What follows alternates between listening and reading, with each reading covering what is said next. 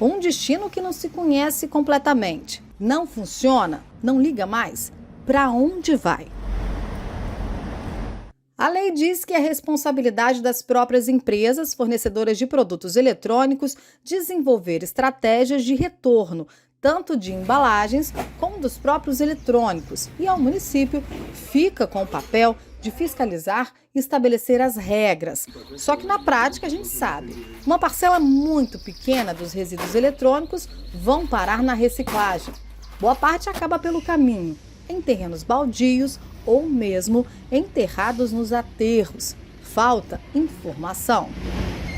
O jornalista depende da informação e hoje eu vejo como é difícil dizer para onde encaminhar esses resíduos eletrônicos de forma correta. Eu sei que tem muitas empresas que já fazem essas ações, mas eu sinto falta de ações governamentais, ações de escolas, de associações, porque enquanto veículo nós precisamos dessa informação para poder direcionar a população. E nesse período da pandemia ficou muito evidente que esse mercado da reciclagem cresceu. Junto veio a geração de empregos. Então, quanto mais informação nós tivermos para poder passar para a população, a gente vai estar contribuindo para o descarte correto dos resíduos eletrônicos e também cumprindo, com a nossa missão, com o nosso papel social e ambiental.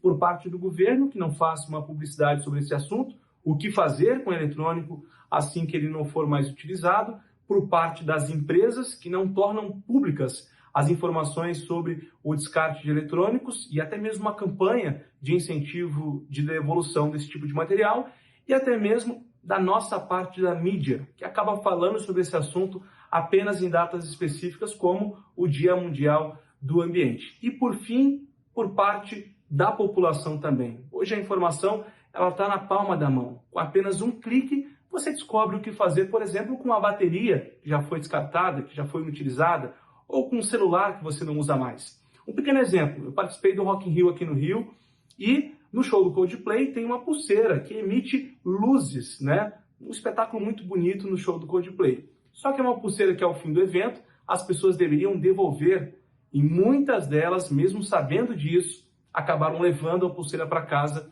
de recordação. Infelizmente, mais para frente, essa pulseira será descartada no meio ambiente.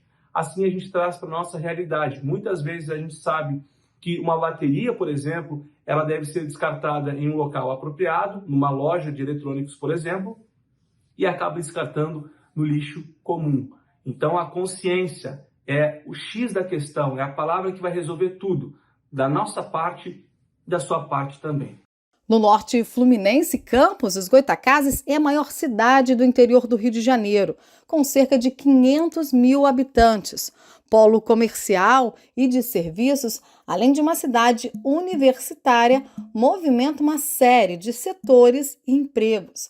Mas alguns cenários parecem não mudar. A maneira com que o morador trata seu lixo é um exemplo. Lucas tem 31 anos. Está desempregado e todo o sustento vem do que encontra pelas ruas da cidade. No mês está uns 300, uns 300, sim, entendeu? Mas aí tem que catar todo dia. Todo dia tem que fazer pelo menos uns 5 bairros. Prefeitura, se ajudasse a gente, porque assim a gente ainda ajuda a prefeitura, porque a gente está coletando, às vezes a gente acha no meio da rua mesmo jogado. As autoridades parecem caminhar a passos lentos no trabalho de mobilização e recolhimento do lixo eletrônico. A cooperativa Catassol foi fundada em 2016, depois do fechamento do lixão. Em luta, conseguimos adquirir um galpão de triagem na BR-356, rodovia Campos Itaperuã. E a nossa dificuldade hoje em gerar mais emprego com o resíduo reciclável é que nós saímos do lixão, mas ainda o lixão continua recebendo a nossa única fonte de renda e de trabalho. Campos é a cidade que tinha 5 mil pontos de coleta seletiva. Hoje a cidade só faz 200 pontos de coleta. Sendo assim, deixamos de assistir mais de 98% dos doadores que tinham em 2017, 2018 e 2019. A cooperativa Catassol poderia ter até 120 cooperados. Hoje só atua com 18 pela falta de resíduo reciclável. É um ato que é covarde com os catadores, é um ato covarde com o meio ambiente, é um ato covarde que tem feito conosco. Mais de 53 milhões de toneladas de equipamentos eletrônicos e pilhas são descartadas em todo o mundo, segundo dados levantados em 2020 pelo The Global E-Waste Monitor. Na outra ponta, o número de dispositivos no mundo cresce cerca de 4% por ano.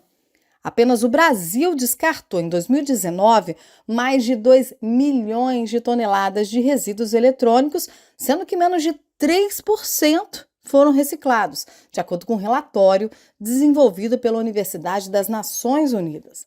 O mapeamento dos fluxos de recicláveis pós-consumo no estado do Rio de Janeiro, ele conseguiu, a partir desses dados oficiais fornecidos tanto pelas prefeituras como pelas empresas, observar em números e em mapas o que está acontecendo e como esse resíduo está se comportando aqui no nosso território.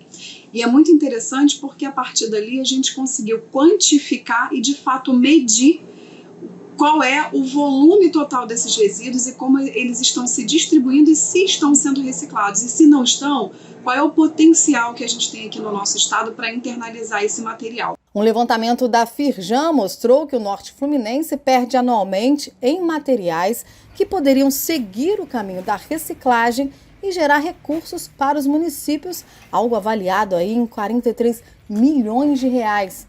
A estimativa é que a região enviou para o aterro 98 mil toneladas de resíduos que poderiam seguir para a reciclagem em vez de serem depositados nos aterros sanitários.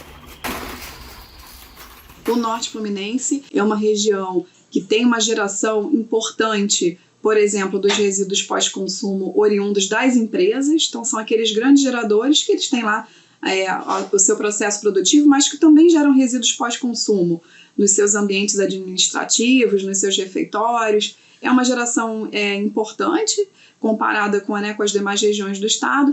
E esses resíduos, a gente percebeu que eles saem do Norte Fluminense para serem beneficiados em outras regiões.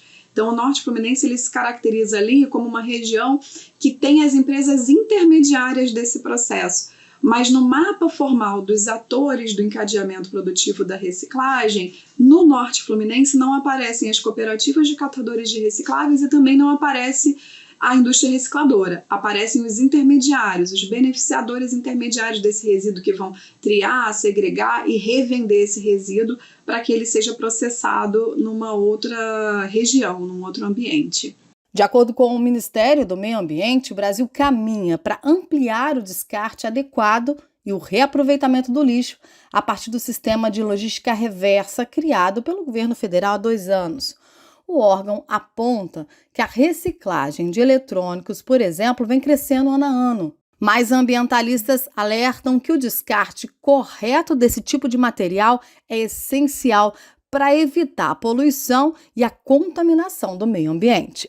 Os componentes da eletrônica são mais concentrados do que os elementos que nós encontramos no lixo comum. Então, esses componentes dos aparelhos eletrônicos podem contaminar mais as pessoas, inclusive alguns são radioativos.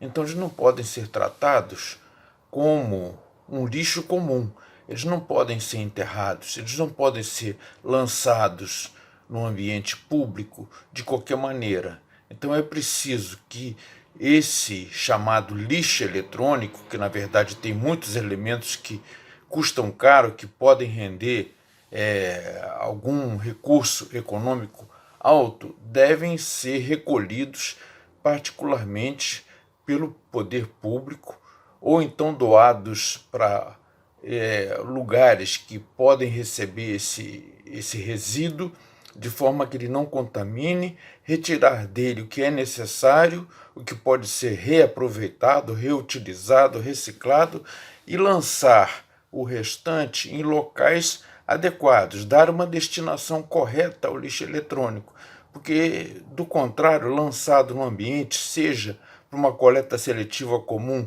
seja num aterro sanitário, esse lixo pode contaminar e vai contaminar certamente a água, as plantas, os animais e o ser humano. Então ele deve ser tratado corretamente.